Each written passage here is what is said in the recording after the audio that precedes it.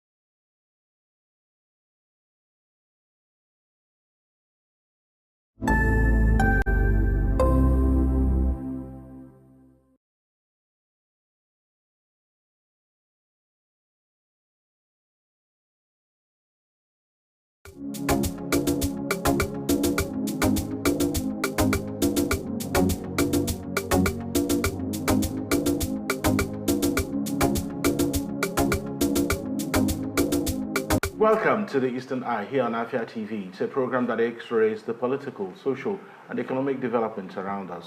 My guests tonight are Honorable Dr. Nick Obi-Ozonsi. He's a public affairs analyst and former local government chairman. He is also joined tonight by Sir Abuchi Anoyago. He is a veteran journalist and public affairs analyst. Thank you so much, gentlemen, for joining me tonight on You're welcome, Alex. the Eastern Eye. So let me start this conversation with you. Honorable Dr. Nick Obi-Ozonsi, the talk about electoral reforms, it didn't start today. It didn't also start yesterday. There have been attempts by the National Assembly to adjust this and adjust that and, try to give us near perfect elections. But do you think that those reforms have yielded any fruits? And when you join to that, the call by former President Olusegun Obasanjo that, first of all, that Mahmoud, what's his name? Mahmoud Yakubu should be sacked. Okay.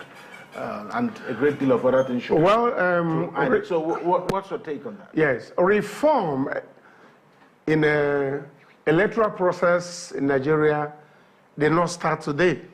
Since 1960 that we had our independence, there have been reforms and counter-reforms to reshape the electoral process in Nigeria. In 1999, since 1999 till now, I think we'll have about 3 or 4 electoral reform process. But even at the time of Umaru Musa Yar'Adua in 2007, there was a reform, which was, submitted to the Presidency and National Assembly in 2008. And also in 2002, there was another reform during the time of Olusegun Obasanjo, which was also submitted in 2003, which carried us to 2007. The problem of Nigerian democracy is not reform. Our problem is implementation of the contents of the reform. Our problem is adjustment from reform to reform. There have never been an established reform, that got into the into constitutional review, that was anchored into the constitutional review, so that it will not be resulting into reform and reform and reform. So I wonder why in Nigerian constitution there is no coherent reform, electoral reform process in Constitution of Nigeria. If we have said that this is the process will be taken and is enshrined in the Constitution, it will remain that way. But each government comes up with its own reform that suits its own electoral process. So the call by former President Olusegun Obasanjo for removal of, is it Mamudu Yakubu, is belated. But that is not the problem of Nigeria. The problem of this country lies on the sincerity, integrity, should I say, transparency of electoral process in Nigeria. It is not the reform. In a country where election was going on, all of a sudden, some local government were suspended or some states were suspended to, make up for some other states where the incumbent is not making well. In some other states also, within the state election, some local government were suspended to give room for the governor to play his gamble in election. So if there's an electoral process, that electoral process should be enshrined into the Constitution of Federal Republic of Nigeria, and not regime after regime continue to make up a reform. So Mamudu has failed Nigeria. It's not because Olusegun Obasanjo is calling for his removal. No, Mamudu failed Nigeria in integrity. He failed Nigeria in honesty. He failed Nigeria in coherency. He failed Nigeria in constitutional, coherency in terms of reforms. Sometimes you hear that the beaver is no more working. Sometimes you hear that the RVS is not, having network. That's the IRF. The IRF, especially where you notice that manipulation is about to go on. So that process of bringing in electronic system of voting in Nigeria needs to be touched. Okay. All right. At least I've not finished. Okay, okay. There are issues where sometimes you hear that there are manual process of voting. But anyway, when we come back to you again, all right. So that we'll have a go at it. It's okay. Sir Abuchano Yagu, let's actually take a look at the concerns shared by former President Olusegun Obasanjo. But of course, whatever he said did not go without a response from the presidency. And they're saying that he lacks the moral stance to actually sermonize about electoral reforms, that he is actually the architect of all the problems we're having today in our electoral system. So I would like you to respond on Obasanjo's call for some kind of reforms in our electoral system, and of course the response by the presidency. Thank you, Alex. I don't think that any discerning mind would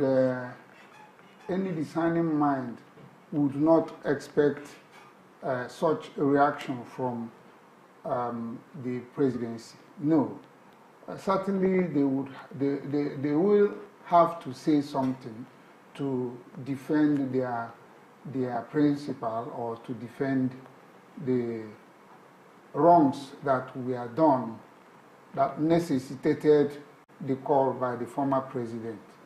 Actually, it is not in doubt that Obasanjo was right in that call. My friend here talked about the people operating the system, the people operating the reform, that they are not the problem but the reform. But I may tend to differ, because if the people that were charged with the implementation of the electoral law, the Electoral Act, if they had acted well, if they had implemented the Electoral Act as it was before the election, I wouldn't think that we would have had the problem that we had during the election. And I wouldn't think that there would have been any reason for anybody to call for anybody's removal from INEC, because the act, the Electoral Act, was very, very clear, and it was specific and not ambiguous, unlike the previous reforms that they carried out.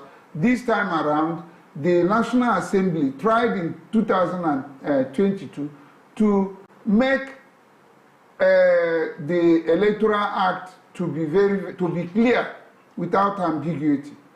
And then going further, the INEC officials speaking through the national chairman, the chairman of the Independent Electoral Commission, Professor Mahmoud Yakub, he promised Nigerians that those electronic devices that were going to be made available for the conduct of the election, that they will be applied to the letter, that they will be used for the conduct of that election.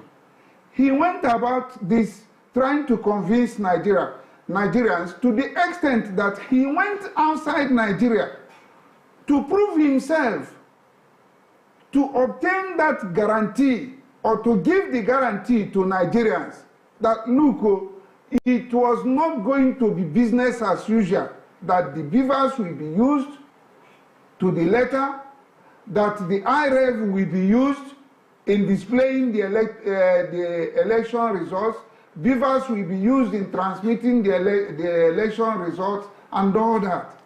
He gave every assurance. And even swore to an oath to keep his words. And in the end, what happened? The people became disappointed.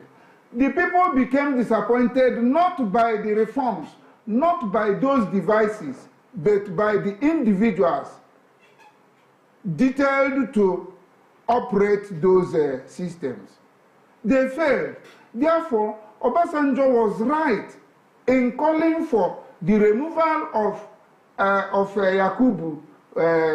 Mahmoud Yakubu.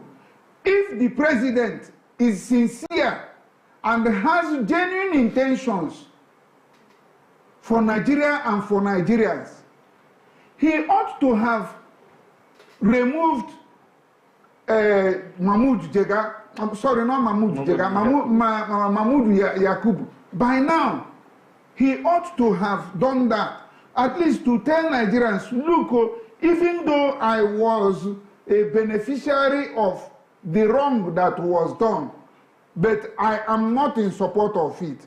He would have done that. Yar'Adua did it. And that is why many Nigerians still hold Yar'Adua in a high esteem till date.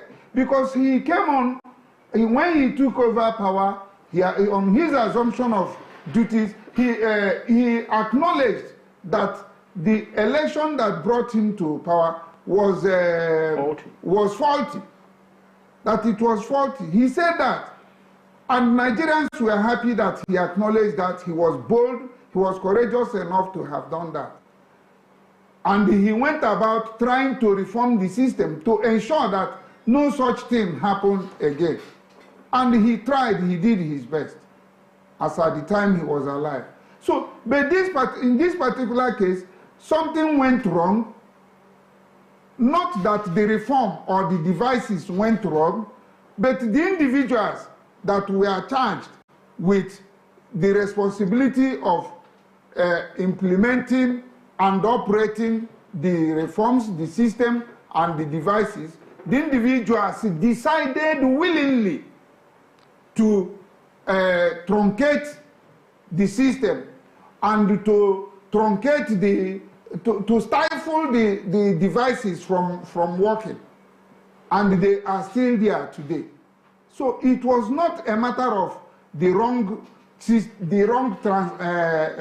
transformation that was, or the wrong law, but the wrong application of the law by the individuals charged with the responsibility to do that. So Obasanjo was right in his call. Obasanjo too was right in calling for reform, because he having seen the way these people manipulated the system.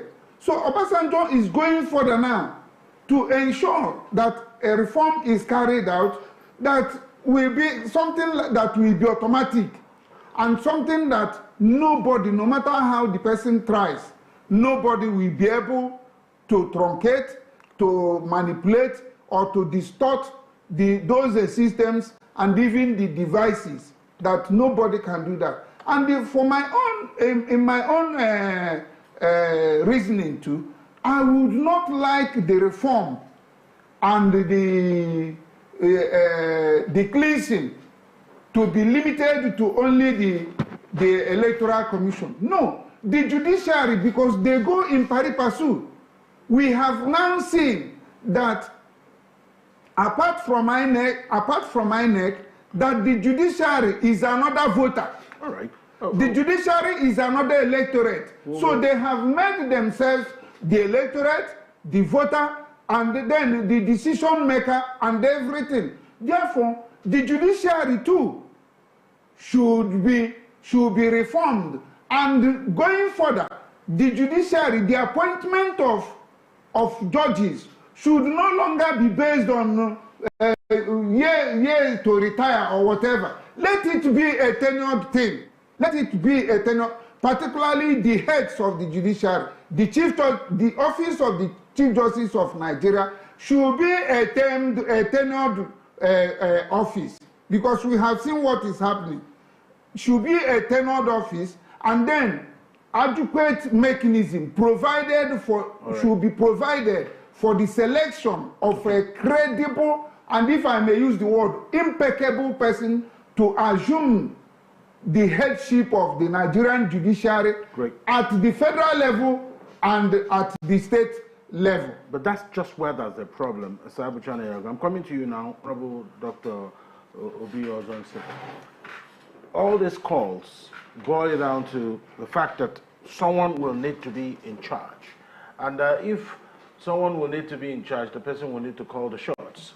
So if you say that you need to pick someone of impeccable character, even if someone is seen to be of impeccable character, but the moment he steps onto that position, a lot of things start happening around him. He will start having nightmares at night. He will start seeing visions and dreaming dreams of either a great nation or a doomed country. So do you think that that we'll have a larger problem, because at the end of the day, whoever will be INEC chairman will be a Nigerian? Are we having a people problem or a government problem?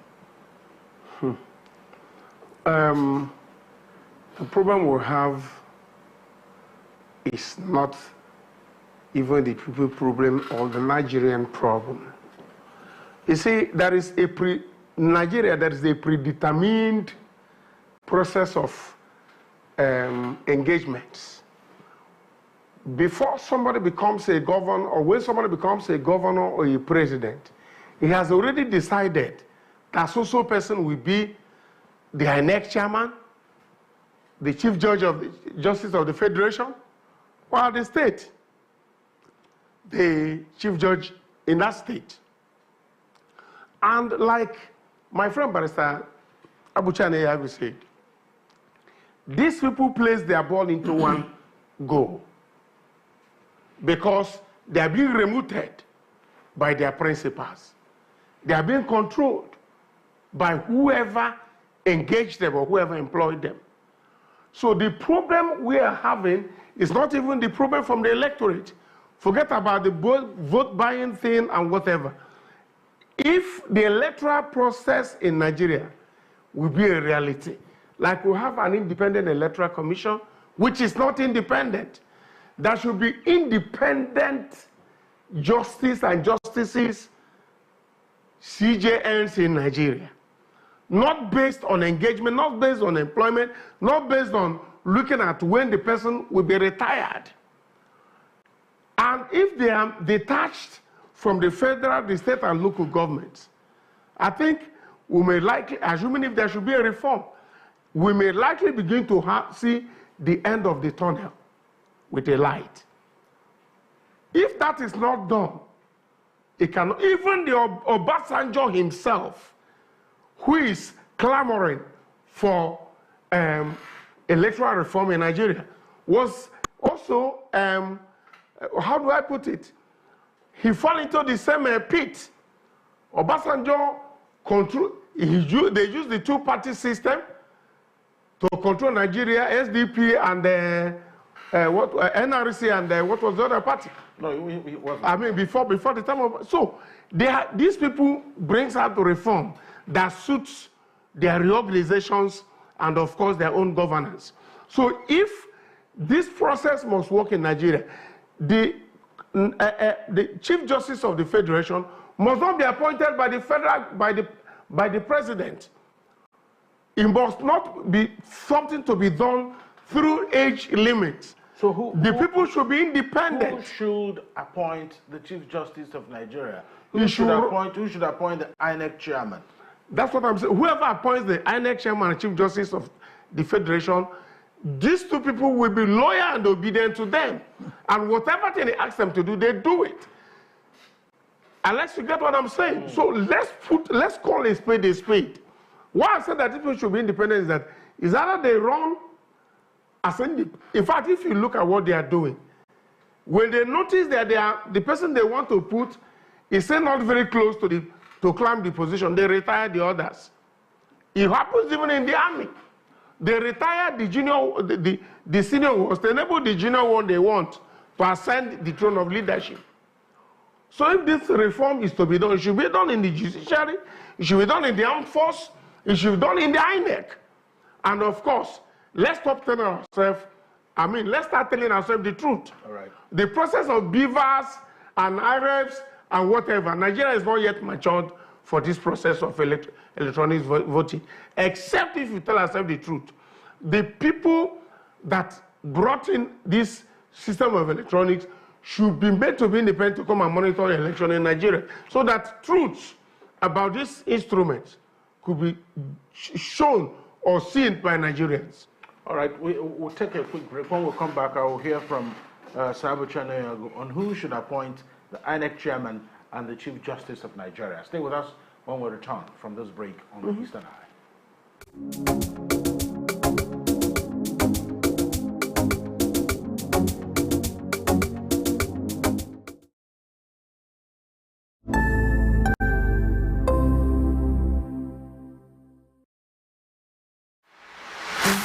From the commercial nerve center of the southeastern Nigeria, the Abia State Government and Aba Chamber of Commerce, Industries, Mines and Agriculture, ASIMA, invite manufacturers, investors, trade unions, captains of industries, and the general public to the 2024 Aba International Trade Fair Summit and Exhibition. Take advantage of these opportunities to showcase your business to the rest of the world. Improve your sales and brand visibility. Date 28 November to 7th December 2024. Venue Aba Mega Mall along Aba Umaya Expressway, Osisioma, Abia State. This message is endorsed by the Abia State Government and Aba Chamber of Commerce, Industries, Mines and Agriculture, ASIMA. For partnership, sponsorship and participation enquiries, visit www.abainternationaltradefair.com. On Facebook at Aba International Trade Fair, on X Aba International Trade Fair, or call Marcus on 0806 605 4420 or Sam on 0802 826 9391. Aba International Trade Fair. Be a part of it.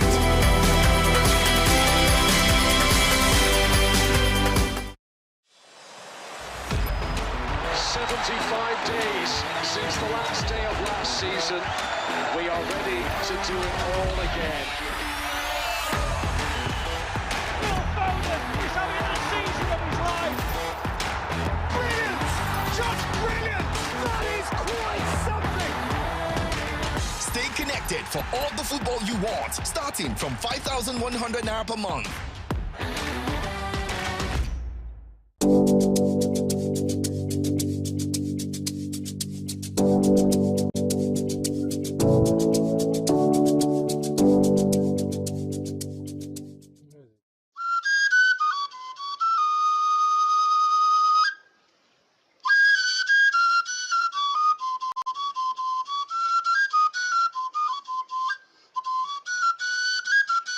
You've often wondered, what does it mean to be Igbo in today's Nigeria?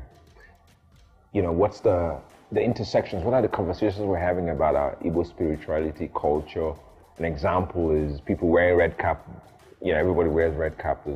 Are they entitled to wear it? What does Nzen also mean? What does Igbo spirituality mean?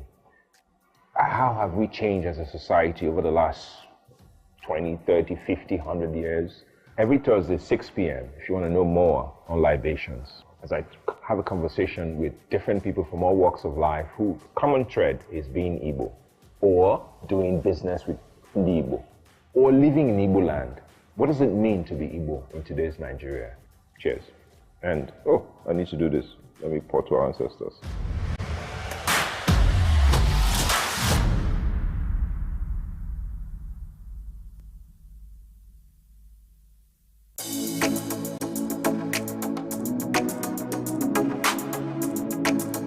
Good evening to you, viewer, and welcome to Women in Business, a show that profiles women, executives, and even the next door store owner, showcasing Igbo greatness to the world. I started always obsessed with books ever since I was a child. The stress of always converting naira to dollar and... An incompetent means an incompetent person.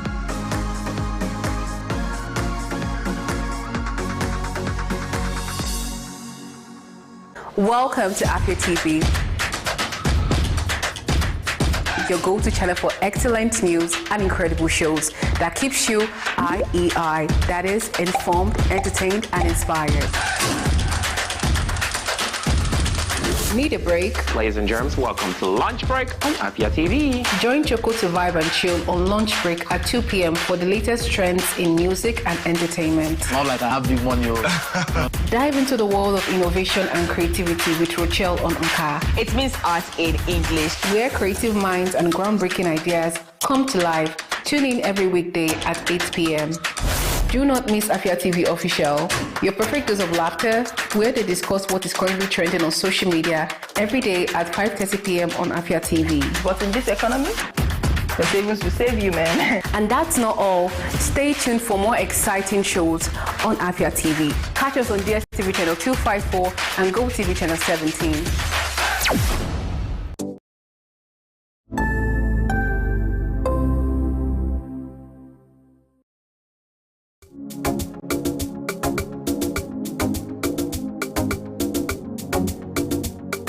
You're welcome back to the Eastern Eye here on Afia TV. We're reaching you live from Enugu, Southeast Nigeria. My name is Alex Obodo. So I'm still here with my guests, Sabu Chanayago and Honorable Dr. Nick Obiozonsi. But Sabu Chanayago, before we went on break, I told you I want to hear your perspective on who should appoint the Chief Justice of Nigeria and the INEC chairman. Well, thank you so much. I would say that though I am not a lawyer, but I would make my own little suggestion about who should appoint.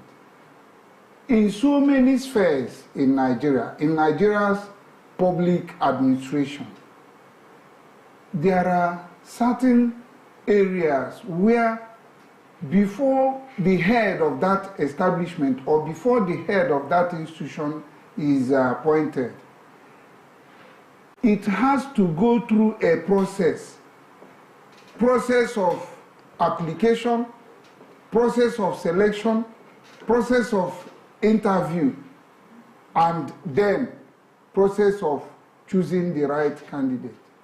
So, as I said earlier, the heads of the judiciary should no longer be a matter of career thing. The next in rank takes over by way of career. The most senior will take over after the exit, the retirement of the incumbent. No, let it be competitive. The office of the Chief Justice of Nigeria should be competitive. It should be a competitive one. When it is a competitive one, you now begin to get sanity in the judicial system. And even at the apex level, the justices of the Supreme Court, even if it is zoned that perhaps each geopolitical zone should have somebody, maybe two or three persons in the Supreme Court. Still, those people that will go there, let it be by tenure, let it be by selection. And this selection that I am talking about, you have to have criteria. The requisite qualifications should be clearly spelled out. Just like the case of appointment of vice chancellors of universities. It will be spelled out. Just like the appointment before somebody is selected to be a senior advocate. You must have practiced to not below 10 years or 15 years. So, if you are going to be the head of the judiciary of the federation and then of the state, you must have certain requisite qualifications. Apart from the academic qualification, in terms of character, you must have, people must be there to vouch for you. But hold on, Alex. Because I wanted to, the problem is not in the person. What the question is, who will make the appointment? I am coming. That is what I'm saying. So now you constitute a panel. At the end of the day, you constitute a panel that will sit and interview those candidates. Those people that have applied for the position of Chief Justice of the Federation, those people that have applied to be in the Supreme Court, you constitute a panel. The panel, you have members, the MBA, we have a representative there. Even the religious bodies should be represented in that panel. The trade unionists should be represented in that panel. The civil society organizations should be represented in the panel. Then the political parties should be represented. And so many, even if they are a panel of 17 persons, they will sit. There is no way at the end of the day you will manipulate, one man will manipulate all members of the panel because they have the template. As they are conducting the interview, they have the template, the requisite qualification, the this, the that. They will all look at it. And once you score, you are the highest scorer. And then in the course of the interview, the oral interview, you will be also assessed. At the end of the day, they will sit and score. There will be a scoring sheet. The scoring sheet will be there.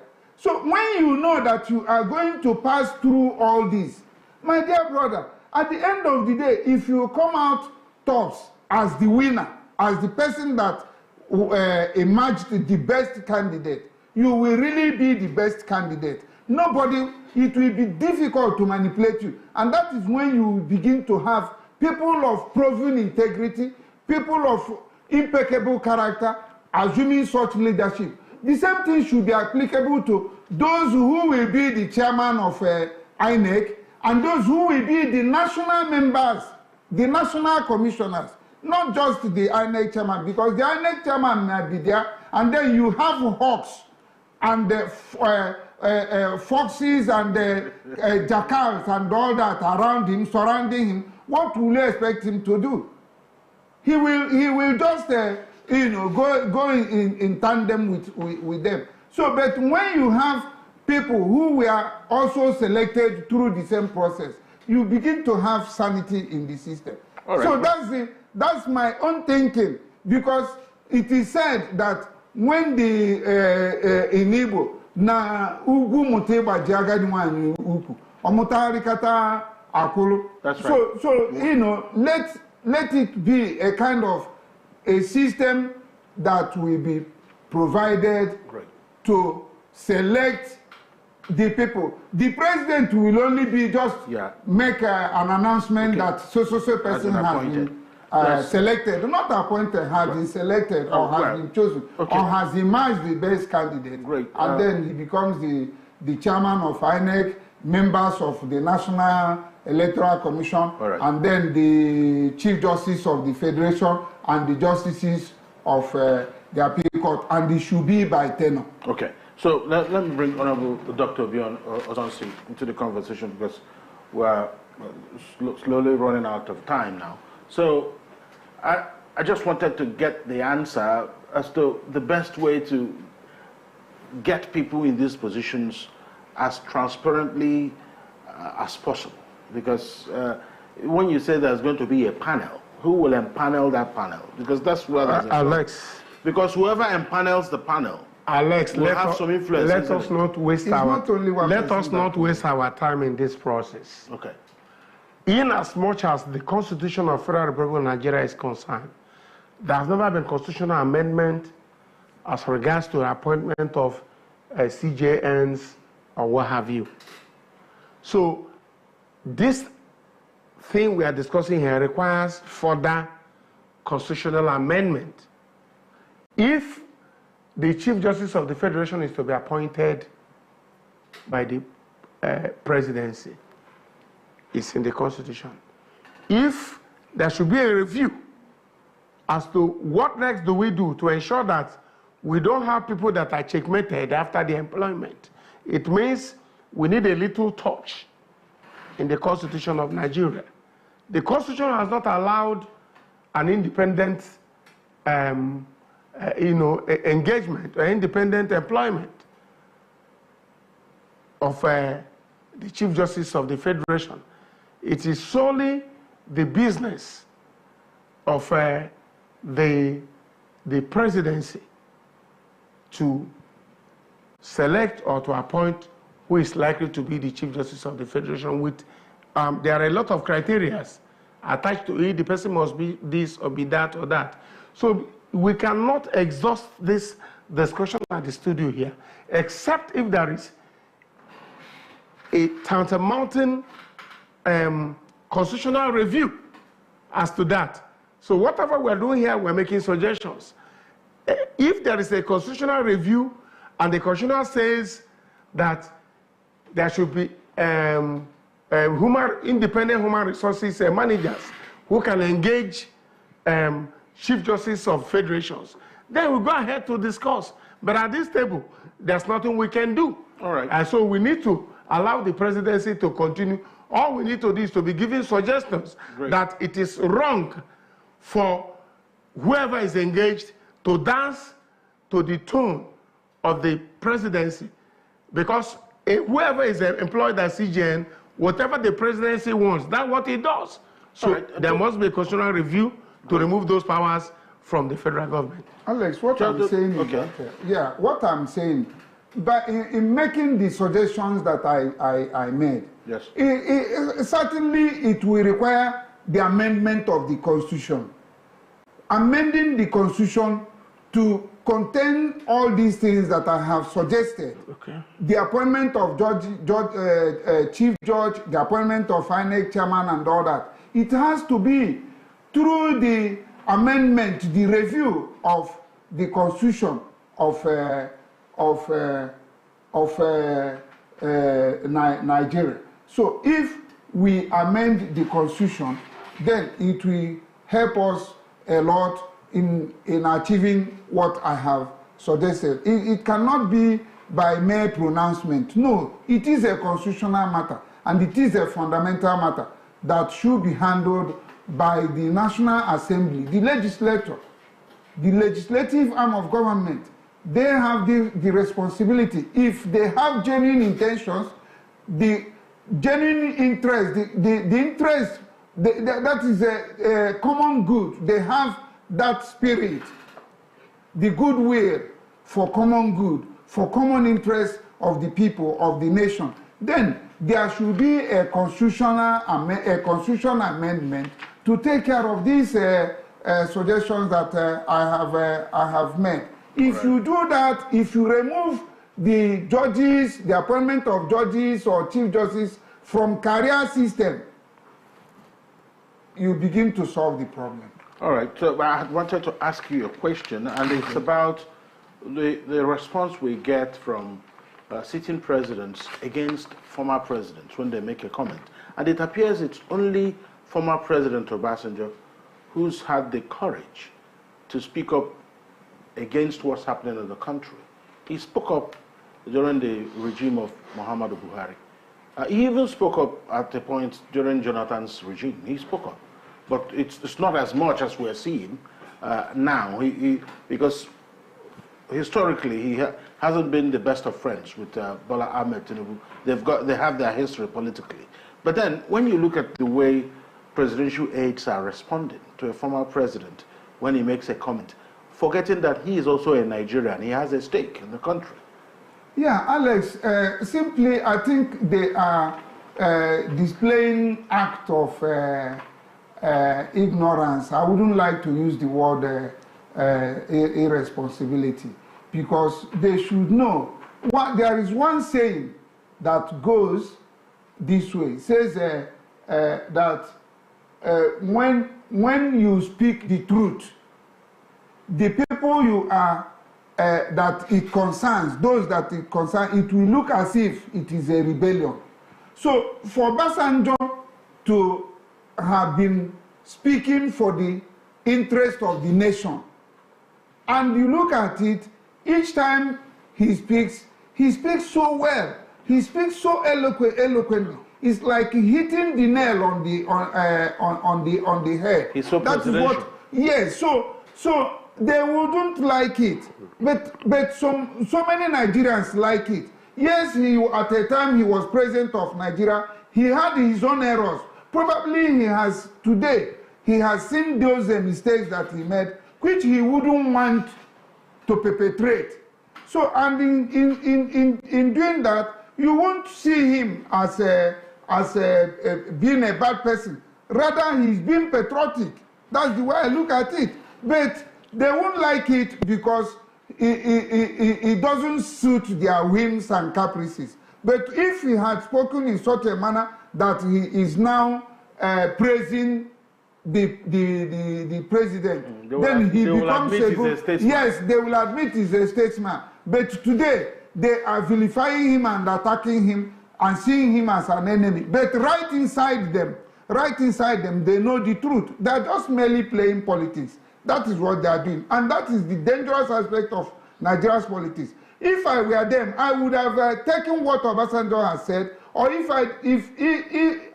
or even you remain silent about it.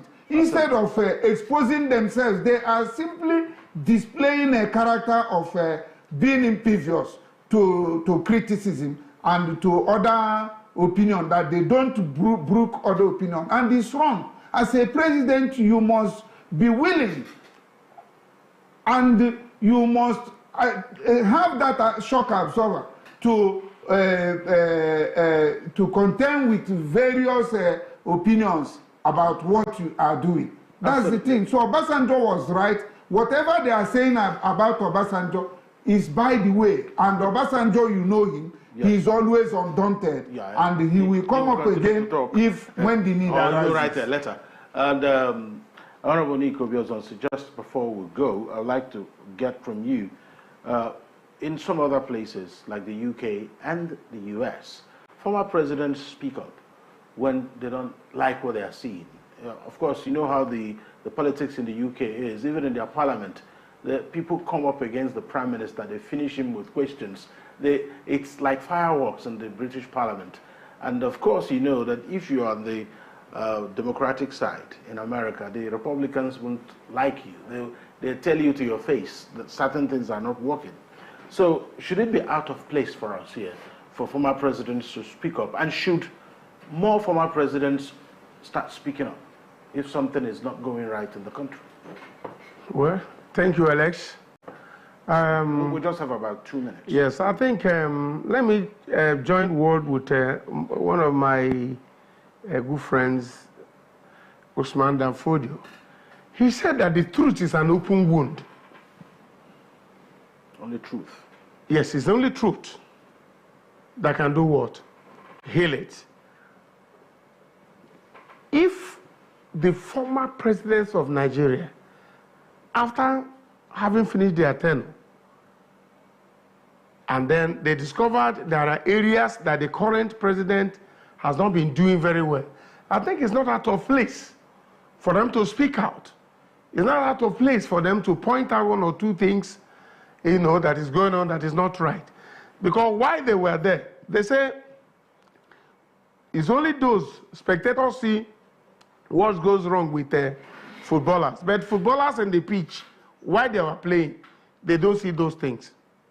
So after having served the nation, they have gathered quite a lot of wealth of experience. And of course, you know, they can now apply corrections by way of suggestion.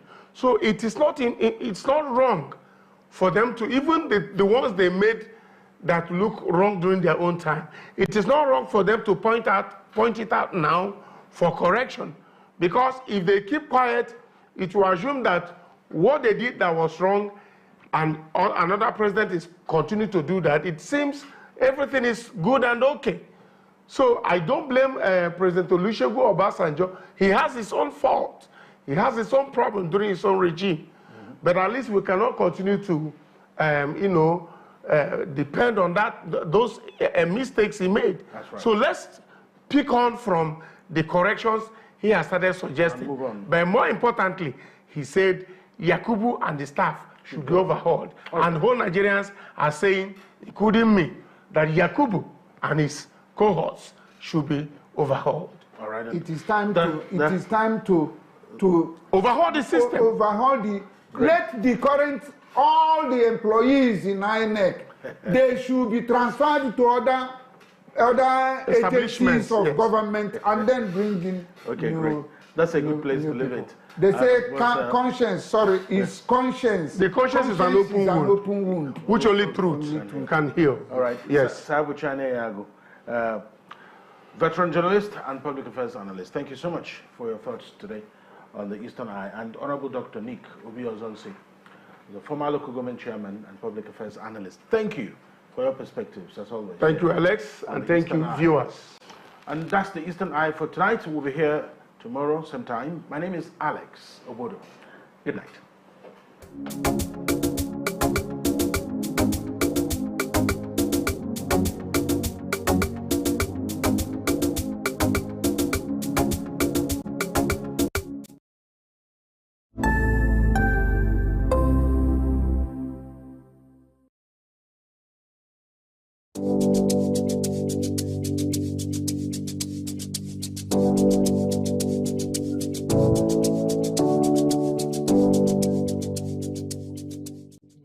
What are your thoughts on the spate of sex for grades in Nigeria?